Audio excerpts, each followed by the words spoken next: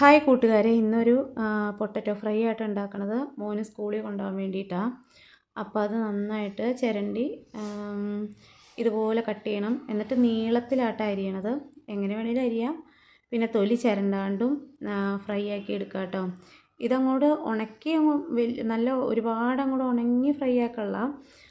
Just ഒരു നല്ല ടേസ്റ്റുമായിട്ട് കഴിക്കാൻ പാകത്തിന് ഒന്ന് മൊരിച്ചെടുക്കും. അപ്പോൾ അത് നീളത്തിൽ അരിഞ്ഞു. പിന്നെ ഇനി അതിലോട്ട് ആവശ്യത്തിനുള്ള ഉപ്പിട്ട് കൊടുക്കും, മഞ്ഞൾപ്പൊടി, പിന്നെ ഞാൻ ചിക്കൻ മസാലയായിട്ട് ഇടുന്നത് ഒരു നുള്ളു മല്ലിപ്പൊടി ഇട്ട് കൊടുക്കും. ഒത്തിരി മല്ലിപ്പൊടി ഇടരുത്, കൊത്ത് ആവും. എന്നിട്ട് ഇത്രയും മസാല ഇട്ടിട്ട് നന്നായിട്ട് മിക്സ് ചെയ്യണം. പിന്നെ ഒരു പാനടുപ്പത്ത് വെച്ച് ഓയിൽ ഒഴിച്ചു.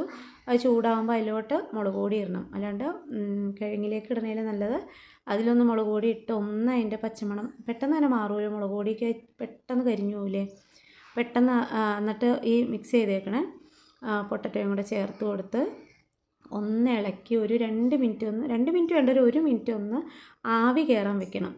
എന്നിട്ട് തുറന്ന് വെച്ച് അങ്ങനെ ഫ്രൈ ചെയ്തെടുക്കുമ്പോൾ പെട്ടെന്ന് തന്നെ 3 മിനിറ്റ് കൊണ്ട് തന്നെ ഇതാവുകയും ചെയ്യും. അങ്ങനെ ആവി കയറുമ്പോൾ ഒന്നുകൂടി നല്ല ടേസ്റ്റാട്ടോ. അപ്പോൾ നല്ല സൂപ്പർ പൊട്ടറ്റോ ഫ്രൈ ഇവിടെ റെഡി ആയിട്ടുണ്ട്. ഇത് നല്ല ടേസ്റ്റാണ്. എല്ലാവർക്കും അറിയുന്നുണ്ടാവും, എന്നാലും എല്ലാവരും സപ്പോർട്ട് ചെയ്യണേ. താങ്ക്